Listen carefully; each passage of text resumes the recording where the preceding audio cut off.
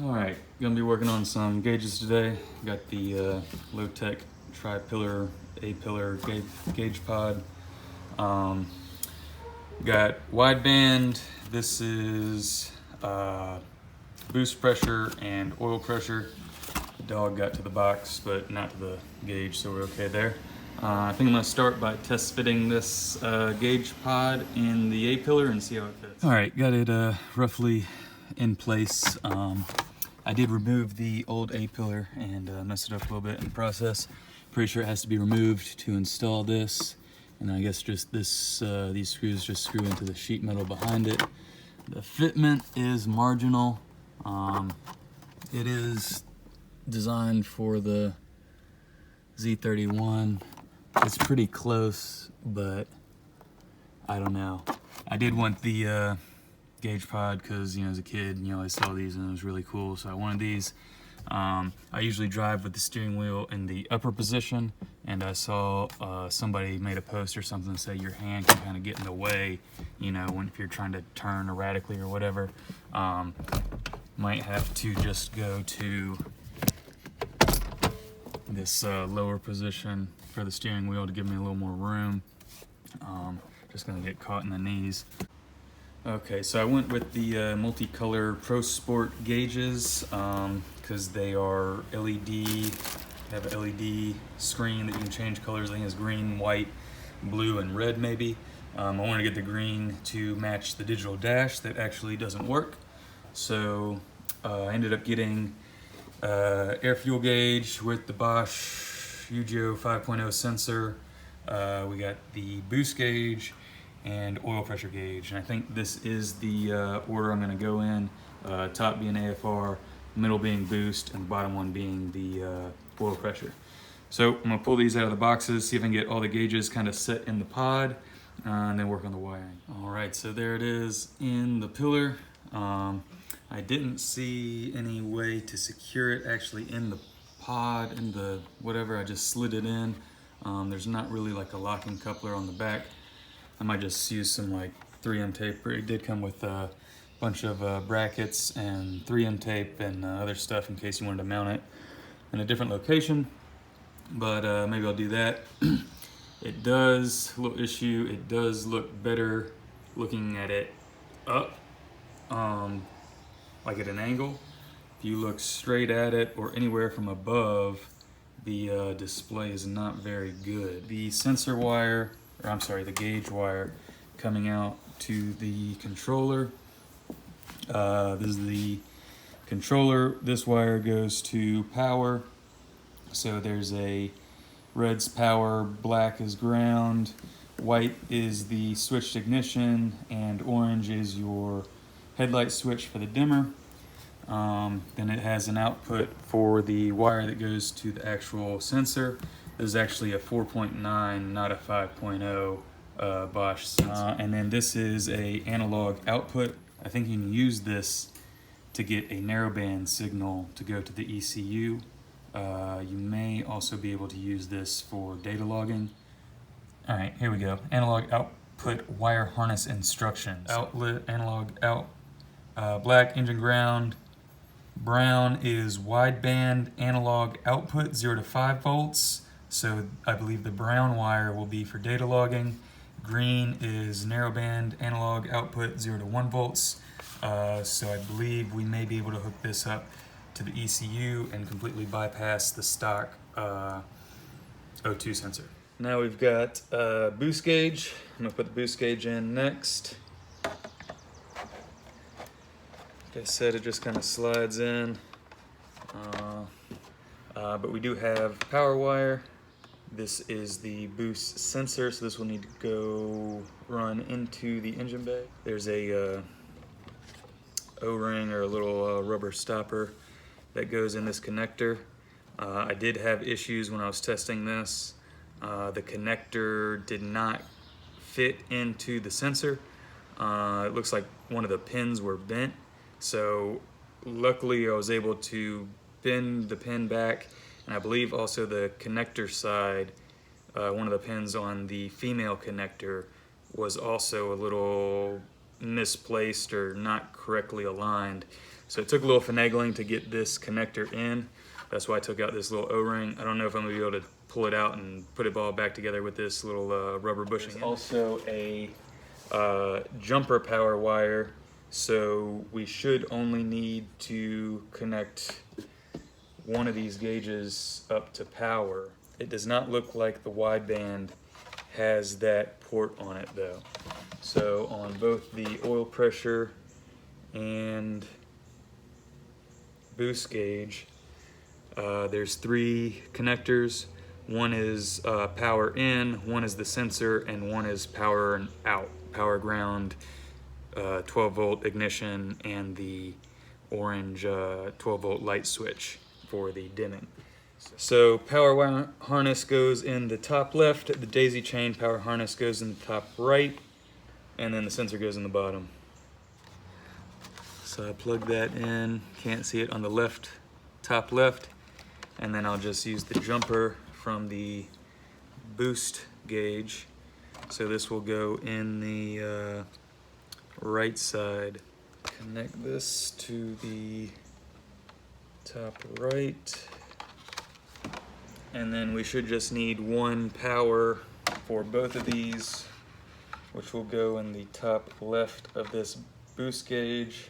I'm sorry, oil pressure is on the bottom, boost is in the middle. Connect it to the top left. This is the wire for the oil pressure sensor. So this is the same thing. You can see the female pins in there. You can see, maybe you can see the pins in there, but that's what I was having issues with going into the actual sensor boost. Right here, similar style plug, can't see. I'm gonna see if this will slide in. Okay, so this is definitely a lot easier connection than the oil pressure sensor was a lot easier than the boost sensor. I think just the pins were kind of messed up. The positive.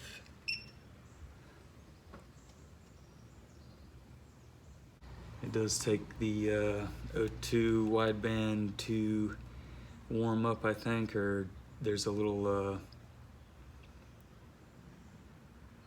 delay before it reads. That might be an error message number 4, so I'll have to look into that. But looks like everything's reading. Put it all in green. That's what it's supposed to look like. There is an adjustment to zero out the boost, so it just takes a little, it's either a flathead screwdriver or a Phillips head screwdriver. Okay, just pulled this out, changing colors. Just want to adjust this down to 0 because there's no boost pressure in the atmosphere. So there's this little hole in the back. And inside there is a very small Phillips screw. So I have actually a cell phone screwdriver that I'm gonna try and adjust this with. Looks like it's working. Right there at 0. So we're good there.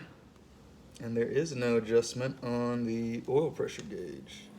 All right, so the next step will be running the necessary wires out of this gauge pod down into the dash. So let's see, we have the one wire from the air fuel gauge. We only have one sensor wire from the boost gauge because the power comes from the oil pressure gauge. And then we'll have 2 wires coming from the oil pressure gauge. One will be power and one will be the sensor. So a total of 3 wires, or 3 wire looms, maybe better? Nope, 4. We need to run all 4 wire looms down into the dash. Alright, for the boost sensor, I'm going to try and put it up here in the front part of the engine bay, actually right next to the factory boost sensor. I actually took this out before, so the load indicator on the instrument cluster wasn't working. Realized that's what this was. So I'll be hooking this back up. Looks like it goes to the vacuum line right there. So I'm just gonna tee off from right here and probably mount this boost sensor, both these right here so they're nice and close. I'm going to try and run the wire through the hole in the frame all the way back. It should come out right here. There's a little cover for the front little cover for the back. I got a coat hanging in there going, so I'm gonna try and pull it through that way.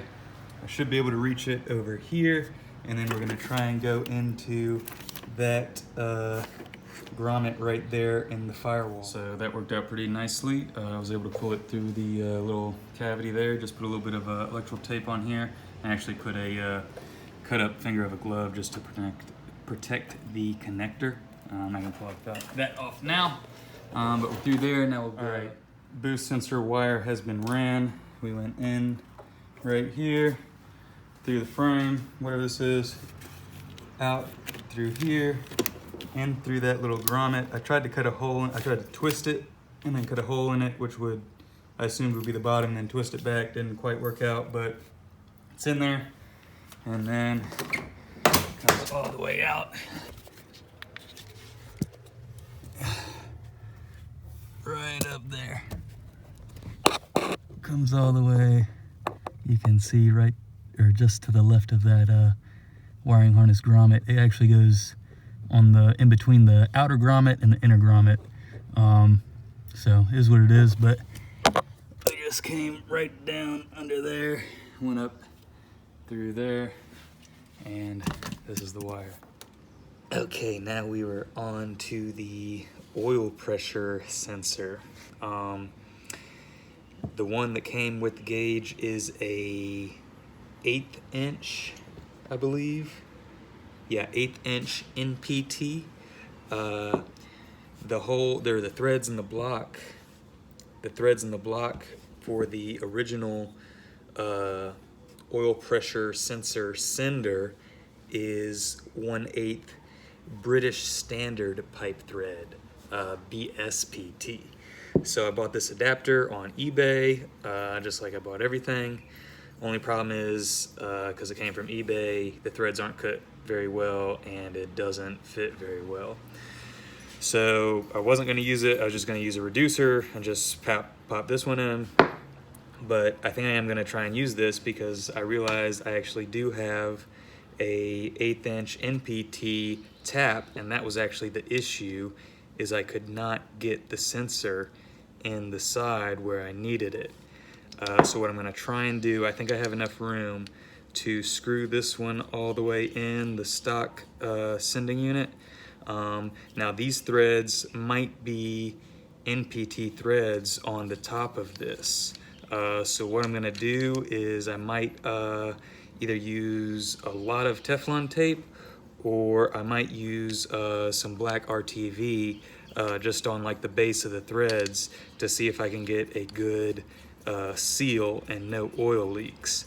So the only thing I need to do is tap out this hole right here just a little bit, just so I can get this sensor that came with the gauge in, and then I'm going to try and put it in the stock location.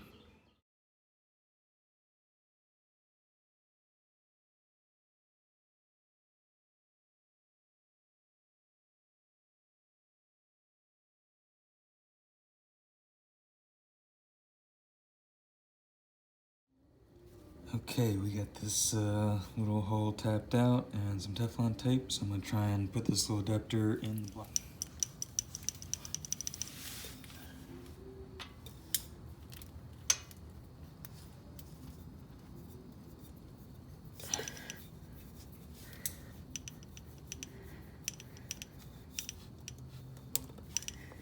So it's just now getting snug, so I think if I give it maybe another quarter turn, I'll get just lucky enough, and these threads will be facing either backwards or upwards, so I can get the aftermarket pressure sensor in here and not interfere with like the starter or the transmission or anything, but I should have room back there.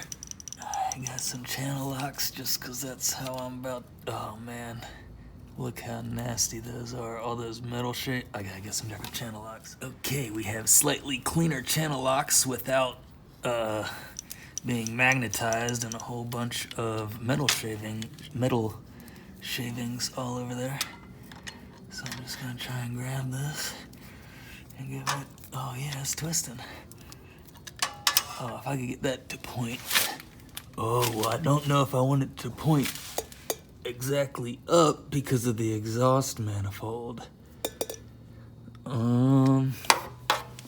You know what? I just so happen to have the aftermarket sensor. Let's see if I can just get this started. I can't because I'm at the wrong angle.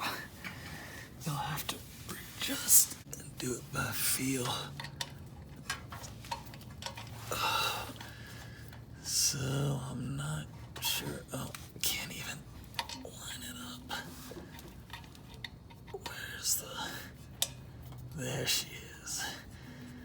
Okay, so that's there. Now we can't forget there is a connector that comes off the end of here. I'm just gonna turn this down. 22 millimeter. Oh, wait. Man, that seems like it's turning pretty easy just with this ratchet on the end. Oh no. Should I just turn it more? Turn it towards the air oil filter? I feel like it's not. I'm not feeling good about this. Not feeling good at all. Let's take this off. I'm gonna try. I might regret this, but I'm gonna try and turn this all the way around. Probably strip out the threads in the black. Oh, should I do this? It seemed like it was turning out easy when I had the half-inch ratchet. Oh, it's getting real tight now. I think one more little... Oh my goodness. Oh, it's gonna be in the way of the starter now, isn't it? We're just gonna roll with it. Oh, maybe nobody can see. Can anybody see what's going on? Maybe not. Not sure if anything is in the picture, but we're just gonna do this. Now the other option would be to get a sandwich plate for the oil filter that has 1/8" MPP threads on it. And then you would be able to, well, the bracket goes there, so it'd still be, it might be kind of tough, maybe over here. But I don't know if you can index that to where you want it to get the sensor to point in the direction that you want. So let's turn this. That feels tight. Alright, did decide to put RTV on this stock sensor. British Standard. Oh, this wiring harness is just barely in the way. British Standard pipe thread. I'm not exactly sure what these threads are on the end of this adapter, but this stock sender just barely snugs down. So I think if I put it in like this and snug it down with the RTV, we may not have a leak. I'm just gonna do it hand tight. We're gonna stop right there. And here's the connector for the oil sensor, pressure sensor. Might as well go ahead and plug this in. Oh, there we go.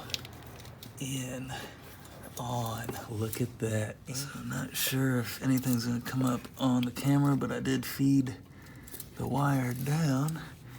And I think I'm just gonna keep it in this same loom with all this other stuff. With the other pressure sensor sender. And plug it in, look at that. And we'll just run this over here. Just barely enough room for the big Wicks filter. Hopefully it doesn't interfere with the starter. I don't know. It may not. Hopefully it doesn't interfere with this bracket. We'll find out later. All right, so we have our oil pressure sensors connected, the OEM stock one and the aftermarket one. Next thing I'm gonna do is look at the wideband O2 sensor. This is a 3-inch downpipe I got with all the stuff from the dude on Facebook Marketplace, the intercooler piping, all that. But it looks like the bung for the O2 sensor is not in a good location. According to the instructions, we need, with a turbocharged application, we need to be at least 36 inches downstream of the turbo from the exhaust port. So we need to be 36 inches downstream from that. We got about, I don't know, maybe an inch or so on the actual turbo flange, exhaust flange. Not ideal, but is what it is. So I think what I'm gonna end up doing is trying to roughly put this in place. The transmission is not installed, so the engine is not at the exact correct angle, but I just want to get an idea of where this will end up to see where I need to put this other O2 bung. It should sit something like this, so I just want to make sure there's clearance on one of these sides, and then it also says we need to be 10 degrees above horizontal with the plug facing upward. So that would mean if we're looking at this from the back, it would need to be somewhere in this area or above. So as you can see, the other bung in here is in the wrong location. It's on the very bottom, pointed down, and way too close to the exhaust port from the turbo. All right, bad news and bad news. The bad news is this 3-inch downpipe, when pressed up against that 2-inch flange, does not fit anywhere close. Nowhere close. Nowhere close at all. So, I'm gonna have to be completely redone. Bad news number 2, if you look right up there, you can see light in between the center housing of the turbo and the exhaust flange that I had to sand down to try and make flat. So I don't know if that's making a seal, probably not. So I know what I'm gonna do. I don't know if I should take this flange off, cut this 3-inch V-band clamp off, cut this 3-inch V-band clamp off, and then just weld this to the flange, or if I should try and modify this to keep that all the way it is, and then just see if I can make this fit. Or if I should go back to the 2.5-inch flange and just try to build my own exhaust with 2.5-inch piping. I don't know what to do here. So it turns out that the O2 sensor has about a 36-inch lead on it. So it needs to be about this far back from the turbo. So real quick, we are working on the oil pressure sensor wire. Can't see anything, but it's right down there, and we're going in right where that red wire is for the relay mod for the fuel pump. You can see the black wire going over top of it, through that grommet into the firewall. I did have to remove this clip from this little bracket to reach it in there, but I'm also gonna try and get the wideband O2 sensor connector through this grommet as well. All right, we may or may not be able to see what's happening here, but I have this connector for the wideband, and right down here, right there with that. So got it! Right down here, we have the red wire for relay mod. I'm just gonna slide through this grommet, hopefully, and it went through. Hope I didn't mess up the little connector too bad. I don't know if you can see right down there. We're just going through the grommet. Right, we're through the firewall on the passenger side, right up in there.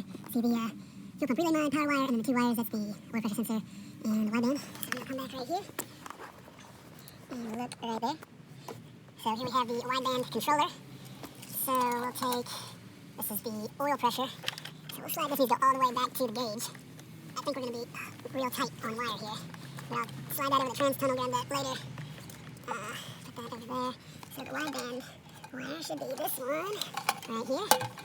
So we've got a little extra, but we will connect the wideband sensor to the sensor port in the controller.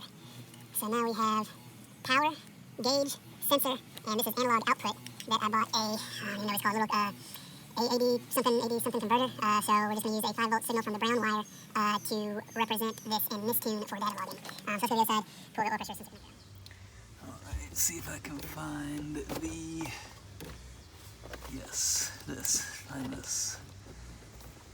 We're going to be real tight on this. Maybe not. Just enough. So I just pulled it real tight across there. It's probably going to be the best routing. I'll have to figure out a better routing for all these wires that have to cross here. Maybe a little zip tie up there somewhere. But I did mark with a little piece of masking tape where I needed these wires to come out so they would have enough to reach the gauge. That was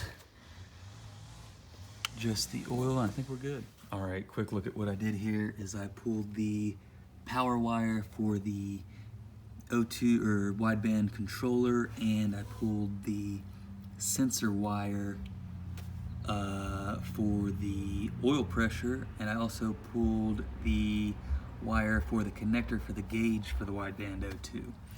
So all those three things run right under here over the trans tunnel, come up here. We've got the three wires that go to the gauges, the power wire that comes from the wideband controller, and then this is the daisy chain power wire that goes to the bottom two gauges, oil pressure and boost. So what I did is I just also pulled, so what I did is I ran ground, power, and accessory from the fuse box. The power wire, I need to put an inline fuse because I actually ran to the white wire that goes into, I believe, the hazard fuse, but it's on the battery side of the fuse, not after the fuse. So I will need to put in a inline fuse for the power wire. I did go after the fuse on the cigarette lighter for the 12 volt accessory switch wire, and then the ground is just through this existing little screw down here that was actually used for a car phone.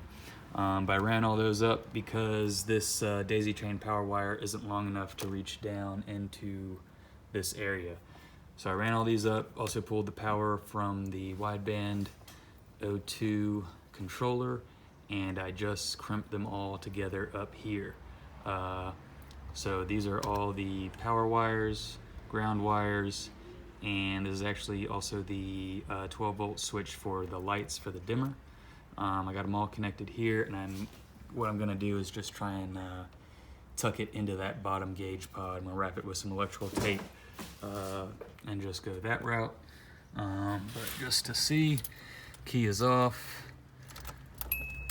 On accessory ignition, and we've got the gauges going, and they do hold green because the power is constant, so we can turn them off, turn them back on. If you change that one to red, it stays on red.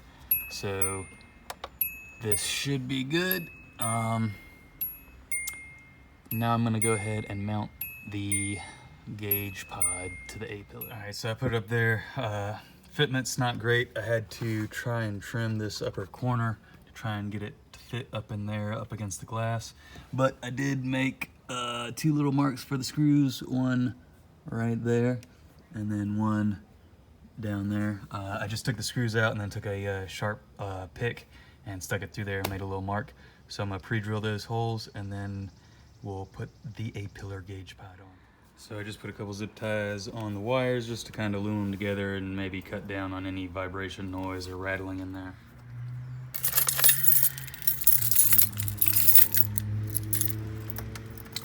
All right, key in. There we go. All on. I think the 3 error messages because the sensor is not plugged in. But we got boost and oil pressure, and it stays green because the constant wire is connected and all that. Fitment still not great. We got these two little caps. I think I ended up using a 1/4 inch drill bit to drill some pilot holes in the A-pillar here, the metal. Put that little button on, and we'll put this other little button on. But like I said, did have some fitment issues with this corner up here by the glass. I've still got a gap right here. I just didn't want Fuel level is low. I just didn't feel like taking everything apart and trimming it and test fitting it a million times. And then also we're pretty far out over here, so this needs to be trimmed. Other than that, it's okay. Doesn't look too bad from my seating position. This is about eye level for me, maybe a little bit higher if I'm at the track or something, you know, trying to sit up properly. So won't be able to see the gauges from up here. Still pretty cool. Like I said, I did this just because As a kid, I always thought it was cool to have the tripod A-pillar gauge set up right there. If I did this again, I would not go with the tri-pillar gauge pod, A-pillar gauge pod, and I would not go with those gauges. They are a little difficult to see. I don't know how it's going to be in the sun or in the daytime, but if you are too high above them, it just kind of washes out. If I sit back and lean back and tilt my head back, I can see them a little bit better, but it's just not the best for visibility. Some higher contrast gauges would probably be better. I did get these to match the digital dash that doesn't work, so now it doesn't match. So that's the end of that. Still need to do a lot of work on the exhaust to get the O2 in some type of reasonable position and to get the exhaust to somehow connect. But gauges are in, we're on to the next step.